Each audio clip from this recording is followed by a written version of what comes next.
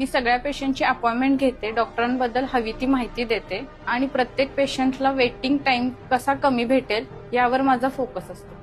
मी इथल्या नर्सिंग स्टाफवर म्हणजे त्यांना सगळं रोज आल्यानंतर सगळं असं काम समजावून सांगणं, त्यांच्यावर लक्ष ठेवणं, त्या पेशंटची केअर वगैरे कशी करतायत, पेशंटशी कसे बोलतायत वगैरे हे सगळं बघणं, हे काम मी इथे करते. माझं काम प्रत्येक पेशंटचा एक्सरे काढणे आहे, त्याची फिल्म तयार करून डॉक्टरांपर्यंत पाठवणं आहे.